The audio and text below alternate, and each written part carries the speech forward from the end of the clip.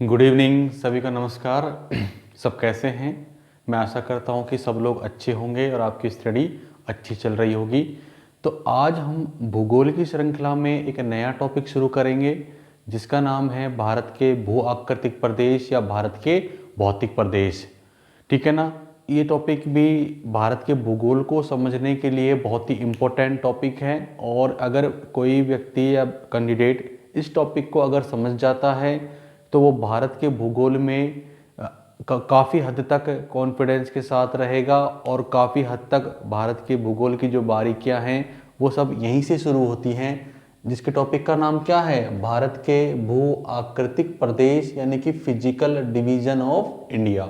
ठीक है ना? ये पूरा टॉपिक आपको पूरे भारत के भूगोल को समझने में, एक तरह से हम कह सकते हैं कि भारत के भूगोल को समझने में ये एक रीढ़ की हड्डी की तरह है। अगर आपको ये टॉपिक समझ में आ जाता है तो आप मान के चलें भारत के भूगोल में आपको कोई रोकने वाला नहीं है, चाहे वो नदियों का टॉपिक हो, चाहे वो खनिजों का टॉपिक हो।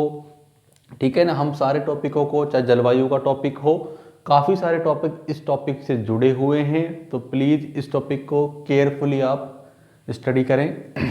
इधर देखिए, तो हमारा टॉपिक है भारत के भू आकृतिक प्रदेश। तो सर्वप्रथम तो ये होता है कि भू आकृतिक प्रदेश, भू आकृतिक प्रदेश क्या होते हैं? भू आकृतिक प्रदेश क्या होते हैं? तो आप सबको मालूम है हमारी जो पृथ्वी है उसके ऊपर कुछ प्राकृतिक रूप से, उसकी सतह के ऊपर कुछ प्राकृतिक रूप से स्थलाकृतियां बनी हुई हैं, जिनमें से सबसे ऊंची जो प्राकृतिक स्थलाकृति है वो सब जानते हैं, उसका क्या नाम होता है? पर्वत। क्या होता है? पर्वत। सबसे जो ऊंची हमारी जो स्थलाकृति होती है हमारी पृथ्वी की सतह पर प्राकृतिक रूप से, उसका क्या नाम होता है? पर्वत, यानी कि माउंटेन। क्या होता है? माउंटेन। ठीक है। फिर पर्वतों का क्या होता है? इनमें घिसाव होता है, यानी कि ये घिसकर क्या हो जाते हैं? हाइट में कम हो जाते हैं और ये किसका रूप ले लेते हैं? पहाड़ियों का रूप। किसका रूप ले लेते हैं? पहाड़ियों का रूप ले लेते हैं। यानी कि दूसरी स्थलाकृति कौन सी हो गई? पहाड़ी। अब ये पहाड़ी भी समय के साथ वर्षा के द्वारा या वायु के द्वारा क्या होगा? इसका अपर्दन होगा और ये भी अब पहाड़ी किसका रूप ले लेगी? पठार का। किसका रूप ले लेगी? पठार का। ठीक है, ये हिल्स हो गई। ये क्या हो गया? प्लाटो हो गया। ठीक है। और ये पठार भी घिसता घिसता किसका रूप ले लेगा? मैदान का। किसका रूप ले लेगा? मैदान का।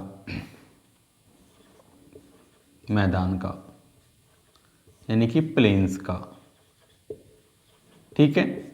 और आगे जाकर ये मैदान है वो क्या किस में मर्ज हो जाते हैं? समुद्र तल में। ठीक है ना? तो सबसे जो निचला हिस्सा है वो होता है हमारा समुद्र तल, यानी कि सी प्लेन। सी लेवल क्या होता है? सी लेवल होता है। ठीक है। तो सी लेवल सबसे नीचे होता है और सबसे ऊंचा क्या होता है? हमारा माउंटेन्स। ठीक है ना? यानी कि हमारी भूआकृतिक प्रदेशों में हम किसका अध्ययन करते हैं कि हमारी पृथ्वी के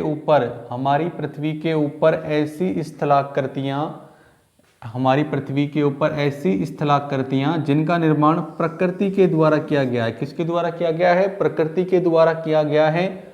उनको हम क्या कहते हैं? भू आकृतिक। क्या कहते हैं? भू आकृतिक। ठीक है ना? तो हम देखेंगे कि हमारे भारत में कौन कौन से भू आकृतिक प्रदेश हैं, यानी कि हम देखेंगे कहाँ पर पर्वत हैं, कहाँ पर पहाड़ियाँ हैं, कहाँ पर पठार हैं, कहाँ पर मैदान हैं। और आपको मालूम है समुद्र के अंदर भी भारत में हमारे भौतिक प्रदेश हैं, जैसे यहाँ पर बंगाल की खाड़ी में आपका अंडमान निकोबार और अरब सागर में कौन सा? लक्षद्वीप। ठीक है ना? तो इन सभी का ही हम समग्र अध्ययन किसके अंदर करेंगे? भारत के भू आकृतिक प्रदेश के अंदर। ठीक है, चलिए।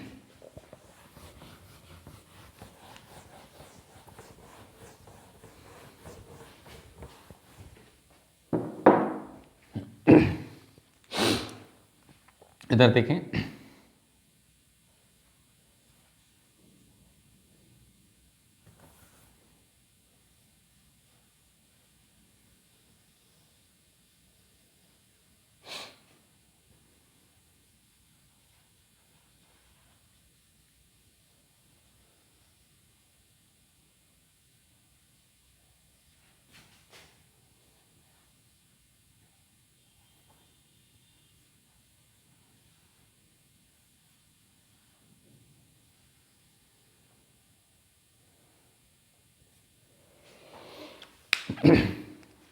ठीक है, हमारे इस भारत के मानचित्र में हम देखते हैं कि हमारे यहाँ पर भारत को कितने भू आकृतिक प्रदेशों में बांटा गया है, कितने भू आकृतिक प्रदेशों में बांटा गया है हमारे भारत को। तो देखो मुख्यतः हमारे कितने भू आकृतिक प्रदेश हैं, हमारे 6 भू आकृतिक प्रदेश हैं। जैसे पहला हो गया हमारा उत्तरी पर्वतीय प्रदेश, दूसरा हो गया उत्तरी या उत्तरी विशाल मैदान या उत्तर का विशाल मैदान, उत्तरी विशाल मैदान। तीसरा हो गया आपका थार का मरुस्थल,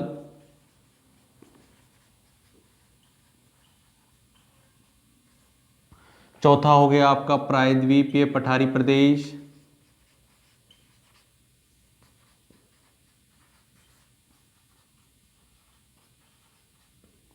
पांचवा हो गया आपका तटीय मैदानी प्रदेश,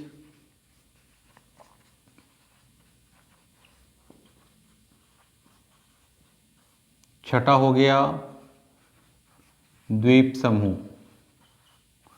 छठा हो गया द्वीप समूह। ठीक है ना, ये आपके भूआकृतिक प्रदेश हैं भारत के, मुख्यतः 6 क्लियर हैं। अब इनको हम देख लेते हैं इन भूआकृतिक प्रदेशों को कि ये भूआकृतिक प्रदेश हमारे भारत के मानचित्र में कहाँ पर हैं, कौन सी दिशा में हैं। तो देखिए ये वाला एरिया तो आपका पीओके हो गया है, क्या हो गया है, पीओके यानी कि पाकिस्तान अधिकृत कश्मीर। और ये वाला जो एरिया हो गया है वो कौन सा हो गया है, सीओके यानी कि चीन अधिकृत कश्मीर। ये तो हो गया है आपका पाकिस्तान अधिकृत कश्मीर,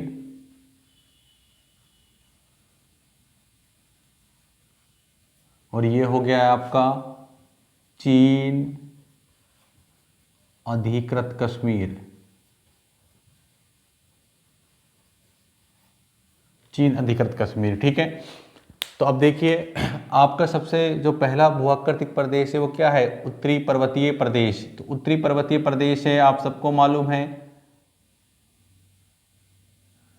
हमारा उत्तरी पर्वतीय प्रदेश कौन सा है, हिमालय है। कौन सा है, हिमालय है।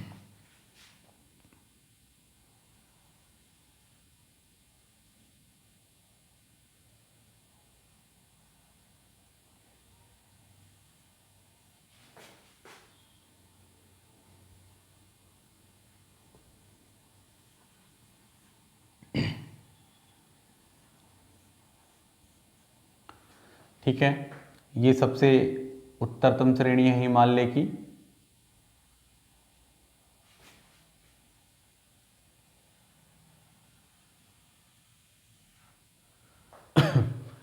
तो हमारा जो सबसे उत्तर दिशा में जो पहला भौतिक प्रदेश है या भूआकृतिक प्रदेश है वो कौन सा है, उत्तरी पर्वतीय प्रदेश। ठीक है, तो 1 नंबर पर ये हो गया आपका उत्तरी पर्वतीय प्रदेश। इसमें हम बताएंगे कि कहाँ पर कितनी श्रेणियां हैं, जैसे आपका वृहद हिमालय हो गया, लघु हिमालय हो गया, शिवालिक हो गया। फिर पूर्व की तरफ जाएंगे तो छोटी छोटी पहाड़ियों के रूप में पूर्वांचल हिमालय हो गया, वो हम आपको आगे बताएंगे। ठीक है, अब देखो, अब आपका दूसरा जो भौतिक प्रदेश है वो कौन सा है, उत्तरी मैदानी प्रदेश। कौन सा है, उत्तरी मैदानी प्रदेश। ठीक है, कौन सा है, उत्तरी मैदानी प्रदेश। उत्तरी मैदानी प्रदेश। और आपका ये वाला हो गया कौन सा, थार का मरुस्थल। ये कौन सा हो गया, थार का मरुस्थल। तो ये तो हो गया आपका कौन सा, दूसरा नंबर। दूसरा नंबर बोले तो उत्तरी विशाल मैदान है, जो आपके पंजाब से लेके और कहाँ तक फैला हुआ है, असम तक। कहाँ तक फैला हुआ है, असम तक। और जो उत्तरी पर्वतीय प्रदेश है वो आपके जम्मू कश्मीर यानी कि लद्दाख से लेकर और कहाँ तक फैला हुआ है, अरुणाचल प्रदेश तक फैला हुआ है। फिर ये छोटी छोटी पहाड़ियों के रूप में भी चलता है, अलग अलग स्टेट में अलग अलग नामों से, जिसको पूर्वांचल हिमालय के नाम से भी जाना जाता है। वो हम इस सबको बाद में देखेंगे। अभी हम इनको दर्शा रहे हैं। तो ये कौन सा हो गया आपका, थार का मरुस्थल। कौन सा हो गया? थार का मरुस्थल, थार का मरुस्थल। ठीक है। अब ये वाला जो पार्ट है आपको मालूम है किसका है? ये राजस्थान वाला पार्ट हो गया। कौन सा पार्ट हो गया? राजस्थान वाला पार्ट हो गया, जिसमें पूर्वी आपका इस मैदान में आ जाएगा। ठीक है। अब देखें आप, अब ये पूरा का पूरा जो है आपका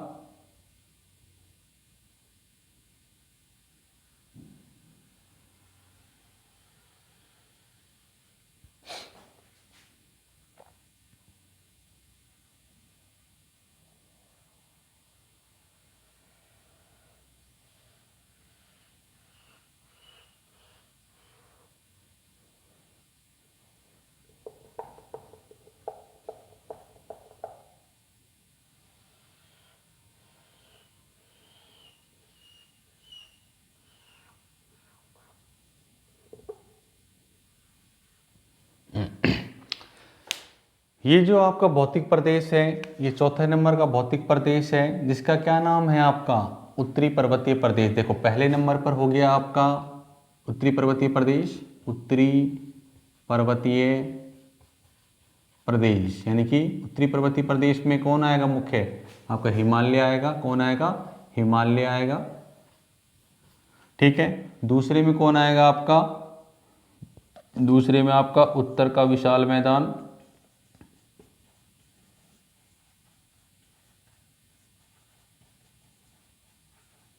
ठीक है। तीसरे में आ जाएगा आपका कौन सा मरुस्थल है? थार का मरुस्थल है।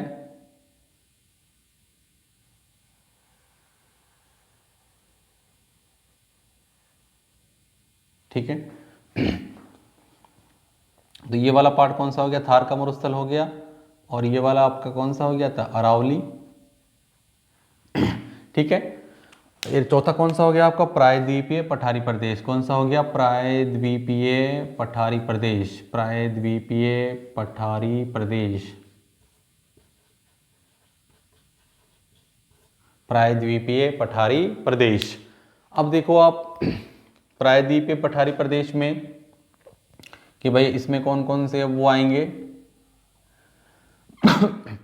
देखो प्रायद्वीप पठारी प्रदेश में जैसे दक्कन का पठार है, मालवा का पठार है, बुंदेलखंड, बघेलखंड, आपका छोटा नागपुर का पठार, आपका तेलंगाना का पठार, दंडकारण्य का पठार, तमिलनाडु का पठार, ये सारे पठार किसके अंदर आएंगे? प्रायद्वीपीय पठारी प्रदेश के अंदर। अब देखो ये जो खाली स्थान है ये क्या है आपके? खाली जो स्थान है, ये जो बीच में खाली स्थान दिखाई दे रहा है आपको, ये हमारे समुद्र के पास है। समुद्र बोले तो यहाँ कौन सा समुद्र है? यानी कौन सा सागर है यहाँ पर? अरब सागर है। कौन सा है? अरब सागर है।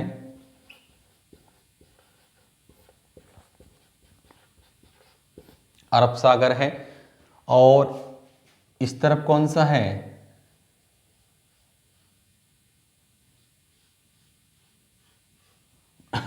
आपका इस तरफ है कौन सा? बंगाल की खाड़ी, बंगाल की खाड़ी, बंगाल की खाड़ी। ठीक है। तो जो बंगाल की खाड़ी है और यहाँ पर भी मतलब तट होंगे तो कौन सा मैदान होगा? तटीय मैदानी प्रदेश। तो देखो पश्चिम की तरफ है जो मैदानी प्रदेश यानी कि तट के पास, वो कौन सा मैदानी प्रदेश हो जाएगा आपका? पश्चिमी तटीय मैदानी प्रदेश, पश्चिमी तटीय मैदानी प्रदेश। ठीक है। पश्चिमी तटीय मैदानी प्रदेश। और जो पूर्व की तरफ है वो कौन सा हो जाएगा? पूर्वी तटीय मैदानी प्रदेश, पूर्वी तटीय मैदानी प्रदेश। ठीक है। अब देखो दोनों तटीय मैदानी प्रदेश हो गए। पश्चिम की तरफ है तो पश्चिमी तटीय मैदानी प्रदेश और पूर्व की तरफ है तो पूर्वी तटीय मैदानी प्रदेश। अब लास्ट में जो आपका आएगा बंगाल की खाड़ी में एक द्वीप है, यानी कि हम छठा भाग कौन सा पढ़ रहे हैं आप? द्वीपीय समूह। तो यहाँ पर द्वीपीय समूह कौन सा है? लक्षद्वीप। कौन सा है? लक्षद्वीप है। तो छठे नंबर पर भी ये हो गया। और यहाँ पर भी हमारा एक द्वीपीय समूह है कौन सा? अंडमान निकोबार, अंडमान निकोबार।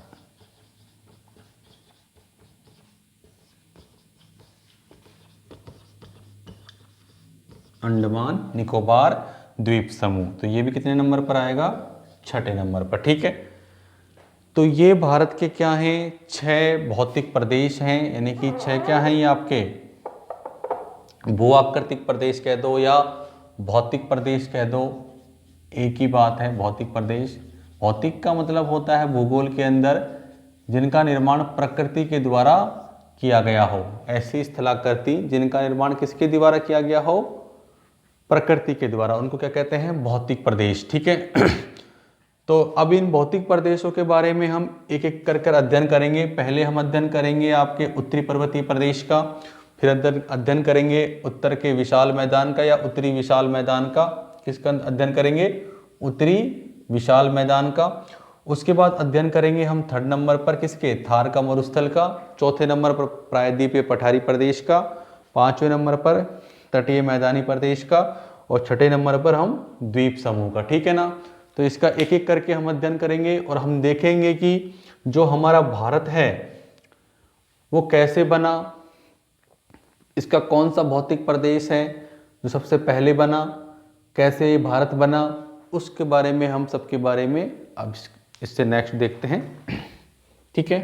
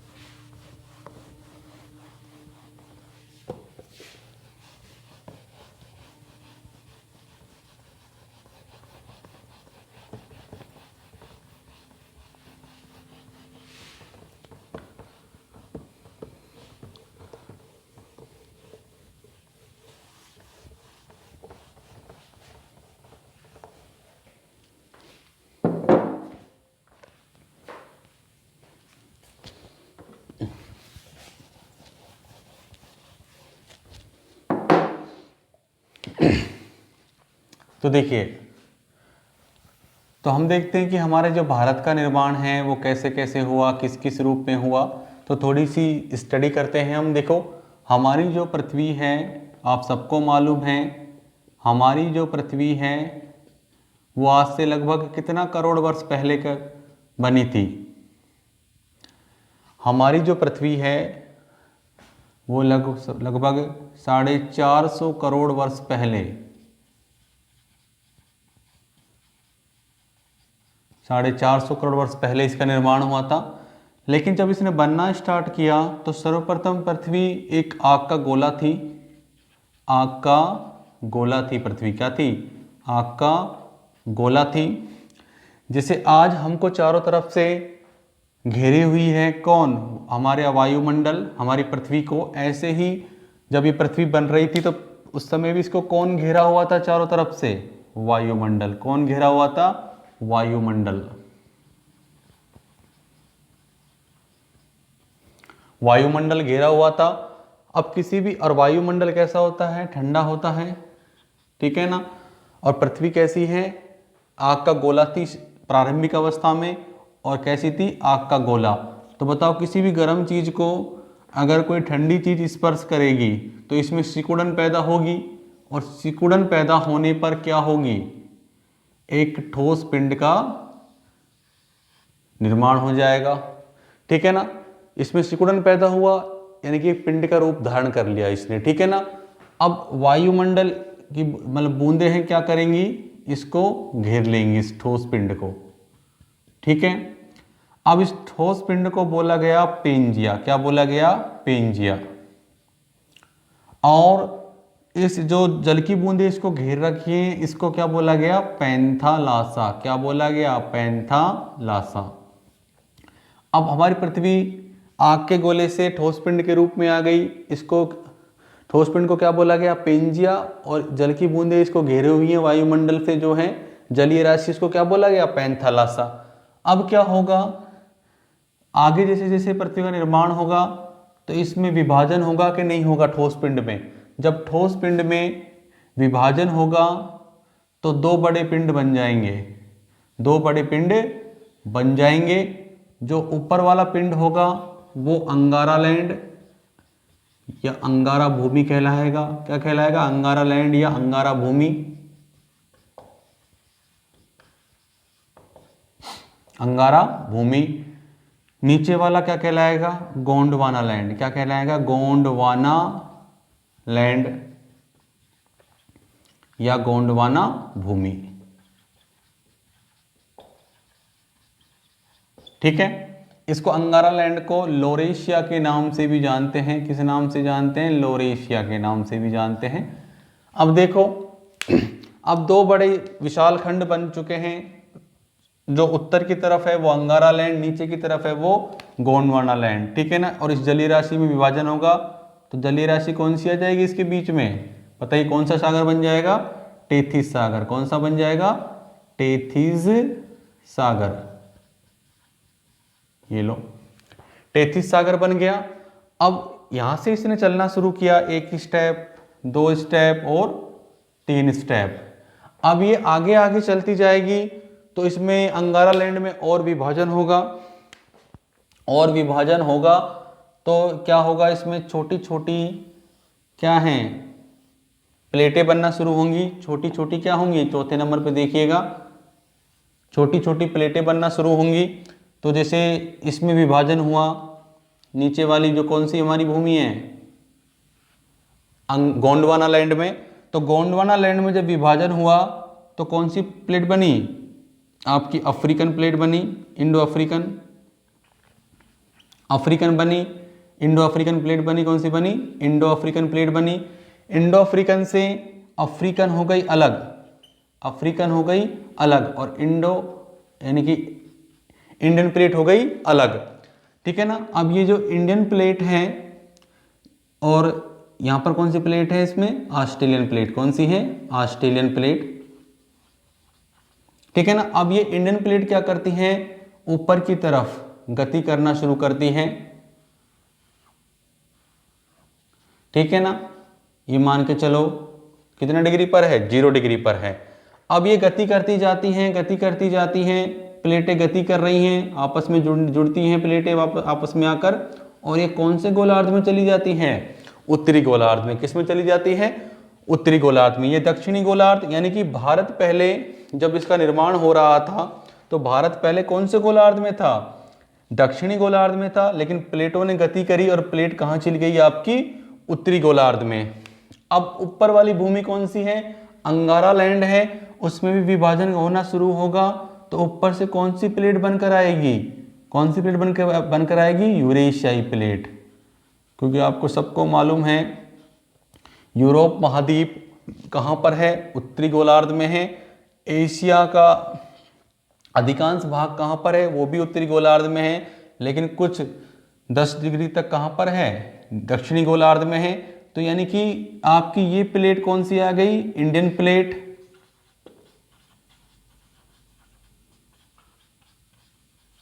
और ऊपर से कौन सी आ रही है? यूरेशियाई प्लेट। अब देखिए आप पांचवी कंडीशन में, तो हम यहाँ पर दो प्लेटों को देख रहे हैं जिनसे हमको मतलब है भारत से, कि भारत बना कैसे। तो देखो, तो यानी कि भारत की ये प्लेट आ गई इंडियन, ऊपर से आ गई कौन सी? यूरेशियाई। अब क्या होगा? बीच में कौन सा सागर है?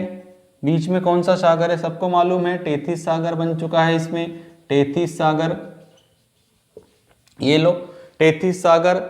और ऊपर कौन सी प्लेट आ रही है? यूरेशियाई। नीचे से कौन सी आ रही है? Indian plate. जब ये दोनों प्लेटें या दोनों विशाल खंड आपस में एक दूसरे की तरफ आएंगे और बीच में क्या है? आपकी जलीय राशि है। कौन सा सागर है? टेथिस सागर है। तो जब दोनों प्लेटें आपस में संपर्क में आएंगे और नदियां क्या है यहाँ प्राचीन काल से क्या है? अपना अवसाद लाकर इस सागर में डाल रही है। तो अब ये सागर है एक दलदल का रूप बनता जाएगा और दोनों विशाल खंड आपस में एक दूसरे के संपर्क में आ रहे हैं। तो क्या होगा इसमें? क्या होगा? भूसन्नति होगी। क्या होगी? भूसन्नति होगी। भूसन्नति होगी यानी कि जियोसिंक्लाइन। ठीक है, भूसन्नति होगी आपस में, और जो नीचे जो हमारा अवसाद जाता जा रहा है, जब दोनों प्लेट आपस में संपर्क में आएंगी तो बीच में किसका निर्माण हो जाएगा, हिमालय का। किसका निर्माण हो जाएगा, हिमालय का। ठीक है ना, जो अवसाद है वो नीचे, मतलब जो अवसाद है इकट्ठा होता जा रहा है, जब दो विशाल खंड आपस में संपर्क में आएंगे तो उसमें भूसन्नति होगी।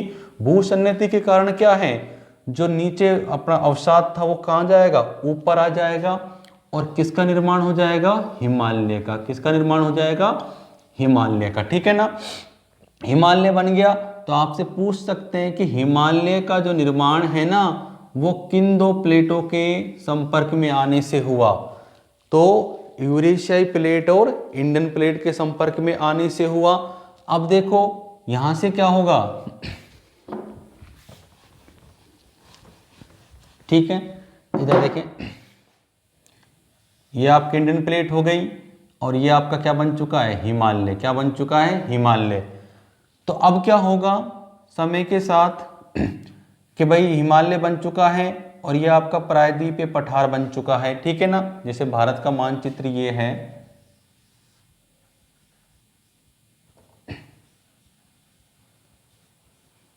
ठीक है, तो ये वाला हिस्सा तो बन ही चुका है, हमारा इंडियन प्लेट है जो, ठीक है, और ये हमारा क्या बन चुका है, हिमालय। क्या बन चुका है, हिमालय बन चुका है। तो अब हिमालय से नदियां निकलेंगी, जैसे पश्चिम की तरफ सिंधु, फिर ये आपकी गंगा, और इधर की तरफ ब्रह्मपुत्र। तो इन नदियों के द्वारा भी तो मैदान बनाया जाएगा, जिसे हम सिंधु गंगा ब्रह्मपुत्र का मैदान कहते हैं। तो अब किसका निर्माण होगा, मैदानों का। किसका निर्माण होगा, मैदानों का। ठीक है, मैदानों का। तो बताइए आपके भारत के निर्माण में हमने देखा कि सर्वप्रथम जो स्थलाकृति बनी वो कौन सी बनी, हमारी इंडियन प्लेट से बनी थी, और इंडियन प्लेट से कौन सी स्थलाकृति बनी, प्रायद्वीपीय पठार। कौन सी बनी, प्रायद्वीपीय पठार। तो आपसे एग्जाम में पूछ सकते हैं कि कौन सी स्थलाकृति या कौन सी भू आकृति भारत की सर्वप्रथम बनी, तो कौन सी बनी, प्रायद्वीपीय पठारी प्रदेश। ये सबसे प्राचीनतम स्थलाकृति है भारत की, आप सबको मालूम है, क्योंकि इसका निर्माण पहले हुआ है, और ये भी मालूम है कौन से काल में हुआ था, प्री कैम्ब्रियन काल में। कब हुआ था, प्री कैम्ब्रियन काल में, जो लगभग 70 करोड़ वर्ष पहले का समय माना जाता है। कब का माना जाता है, 70 करोड़ वर्ष पहले का समय माना जाता है। ठीक है ना, अब इसमें क्या होगा, कालांतर में लावा निकलेगा, लावा निकलेगा, लावा से क्या होगा, लावा जमेगा, जमने के बाद वो चट्टान बन जाएगा, आग्नेय चट्टान। आग्नेय चट्टान टूटेंगे तो काली मिट्टी बनेगी, काली मिट्टी बनेगी तो ये कौन सी कृषि के लिए लाभदायक होगा, कपास की कृषि के लिए। किसके लिए लाभदायक होगा, कपास के लिए। ठीक है ना, फिर उसके बाद कौन सा बनेगा, हिमालय बनेगा। कौन सा बनेगा, हिमालय बनेगा, और हिमालय के बाद जब हिमालय से नदियां निकलेंगी तो क्या बनेंगे, हमारे मैदान बनेंगे। ठीक है ना, क्लियर है। तो सबसे प्राचीनतम स्थलाकृति कौन सी हो गई हमारी, हिमालय, वो कौन सी हो गई, प्रायद्वीपीय पठारी प्रदेश। ठीक है, क्लियर है।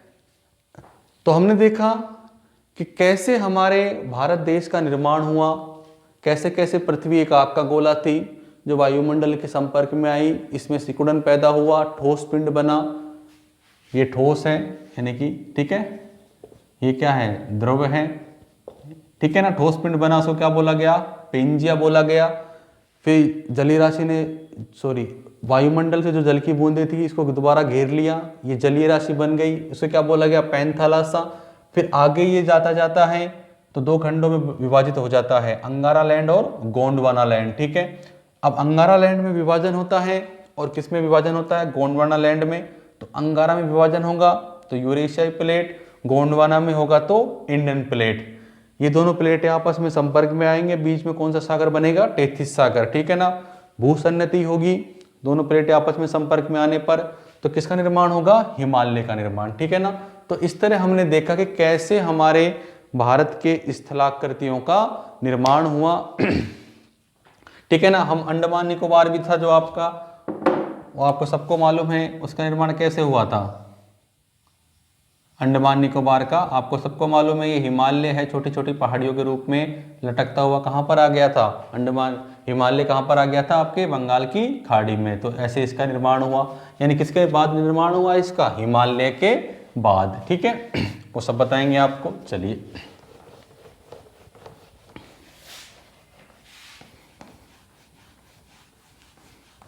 ठीक है, तो इस टॉपिक में हमने देखा कि भारत की कितनी स्थलाकृतियां हैं, ठीक है ना, उनका क्या क्या नाम है, उनका निर्माण कैसे हुआ। अब अगले लेक्चर में हम देखेंगे कि 6 प्रकार की स्थलाकृतियां हैं, तो उनमें प्रत्येक स्थलाकृति कैसे बनी वो तो मैंने आपको बता ही दिया है। फिर उसके अंदर हम पढ़ेंगे हिमालय। क्या पढ़ेंगे, हिमालय।